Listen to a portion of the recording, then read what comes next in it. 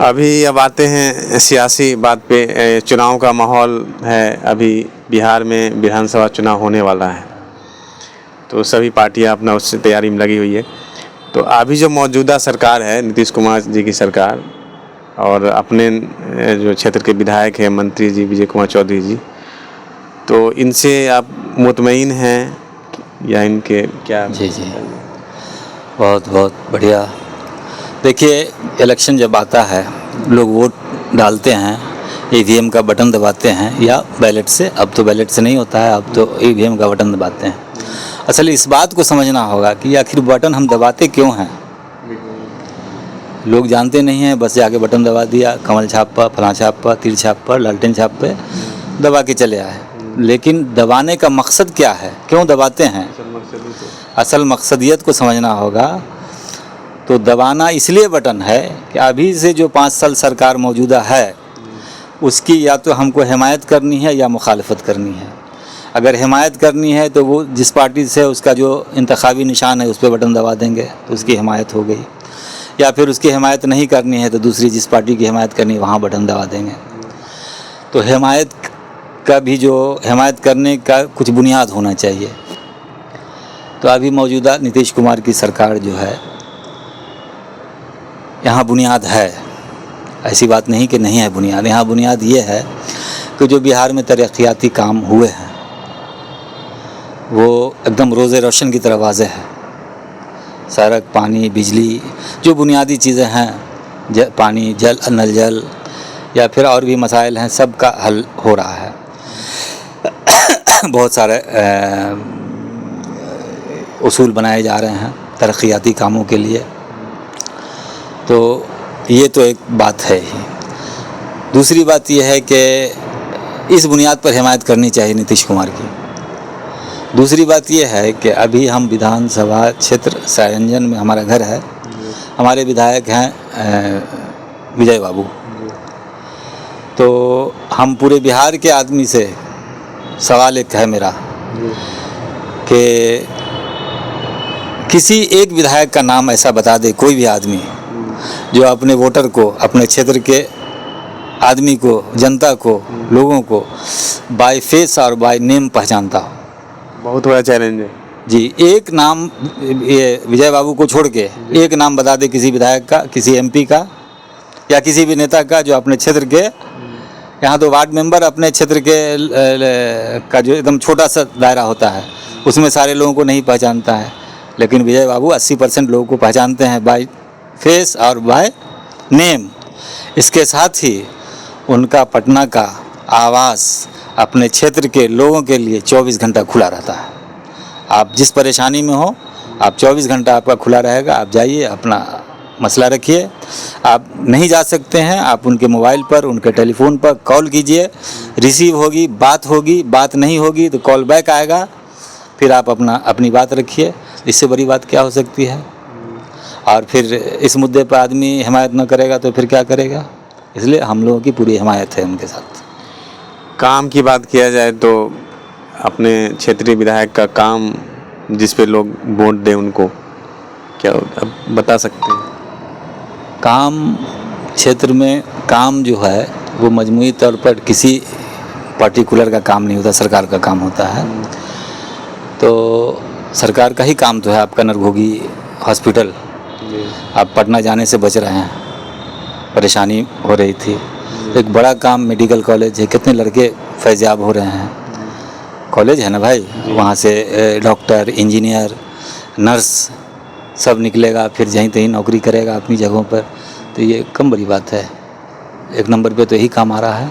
और सड़क वड़क तो है ही अपनी जगह पर, नल जल का तो सरकार की नीति थी। अभी विपक्ष बोल रहा है कि जो नीतीश कुमार की सरकार है, जितनी भी योजना ला रही है, ये मेरा कॉपी कर रहा है। राजद के लोग कहते हैं कि हम बोले 1500 रुपया करेंगे वृद्धा पेंशन तो ये 1100 कर दिए, हम बोले 200 यूनिट बिजली फ्री करेंगे तो 125 कर लिए। मेरा कॉपी कर रहे हैं। डोमिसाइल नीति वो बोले डोमिसाइल नीति हम ये लागू कर दिए। तो इस पर आप क्या कहेंगे? देखिए, कॉपी करना ये एक इल्ज़ाम है खामखा का। आदमी पैदा होता है तो कुछ नहीं जानता है। और वहीं से कॉपी पेस्ट ही होता है, वहीं से बढ़ते बढ़ते हर जगह कॉपी पेस्ट होता है। सिखाते हैं स्कूल में जो पढ़ाया जाता है वो क्या कॉपी पेस्ट नहीं है। तो ये अगर ये किसी योजना को लागू कर दिए हैं तो ये कॉपी पेस्ट करना बेकार की बात है, फालतू बात है, बदनाम करना है अपना रोटी। ये जो अभी आरजेडी वाले जो माई बहन योजना का फॉर्म भरवा रहे हैं, ये किस योजना से भरवा रहे हैं? इनका तो ये अपना योजना है कि हम सरकार में आएंगे तो हम एक ही योजना चलाएंगे। अभी जो फॉर्म भराया जा रहा है, कल ही एक चैनल पर देख रहे थे, बाज़ाब्ता हाँ फॉर्म है 21, तो ये सब तो आदमी को ब्लैकमेल कर रहा है। और ये जो 10,000 रुपया हर जीविका दीदी को मिल रहा है, ये योजना और दे ना, सरकार दे, जितना दे 10,000 का 10 लाख दे, क्या फ़र्क पड़ता है? जनता का पैसा है, जनता में आ रहा है, तो इसमें हमको दिक्कत क्या है? और अच्छी बात है, गरीब है उसको मिल जाएगा। चूँकि आप शायर भी हैं, मुशायरा वगैरह करते हैं, तो कुछ शायरी अगर सियासत पे या सरकार पे सुनाना चाहेंगे के सामने शायरी ना हो, हाँ, शेर ना पढ़ा तो जाए बेकार हो जाएगा। तो अच्छी बात नहीं है।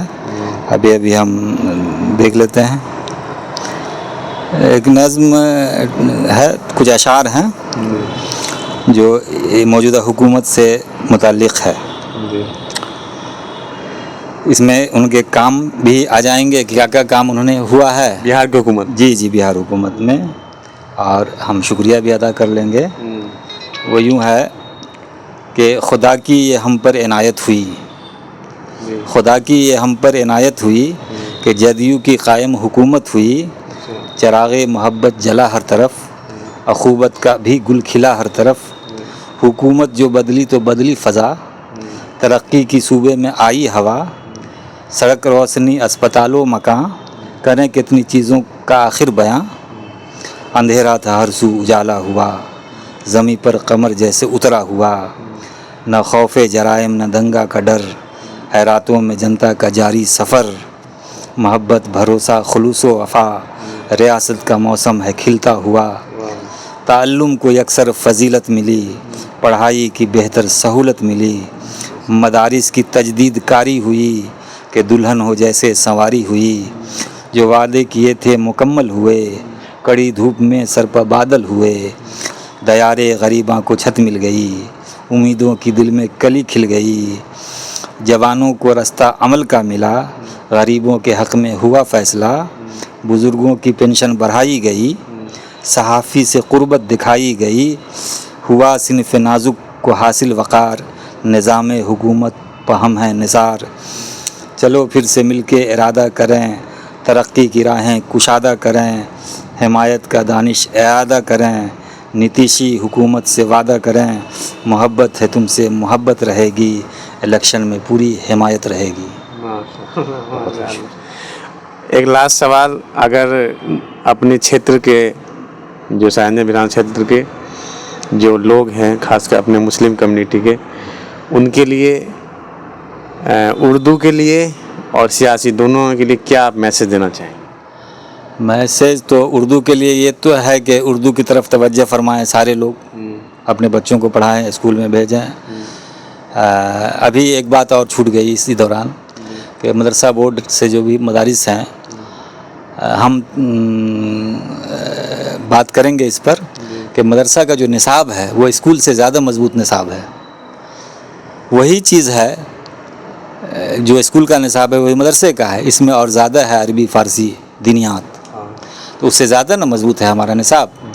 तो हमारा ये मदरसे का निज़ाम अगर दुरुस्त हो जाए तो हमारे बच्चे मदरसे में जाएंगे तो ज़्यादा तालीम याफ्ता होंगे, ज़्यादा मजबूती होगी आएगी उनमें। तो इस पे बात होगी, गार्जियन लोग ध्यान दें अपने बच्चों पर कि उर्दू पढ़ाएं, ख़ुद भी पढ़ें और दूसरों को भी तरगीब दें, उर्दू में बोलें, घर में बात करेंगे उर्दू। हर बच्चे को 50 शेर अकाबिर शुरा इकराम का याद करा दिया जाए, फिर देखिए बच्चा वहीं से स्पीड पकड़ लेगा, इंटरेस्ट भी आएगा उर्दू, इंटरेस्ट आएगा। 50 शेर कम से कम हर बच्चा को याद करा दिया जाए, वो खुद ब खुद 100, 200, 500 याद हो जाएगा। हर शेर में एक पैगाम होता है। शेर की ताकत वो है कि बड़े से बड़े इनकलाब को इनकलाब पैदा करते हैं। किताब इतनी मोटी लिखी जाएगी लेकिन एक शेर कह दिया जाएगा तो वो किताब इस शेर के सामने हल्की पड़ जाएगी। शेर की ताकत तो ये होती है।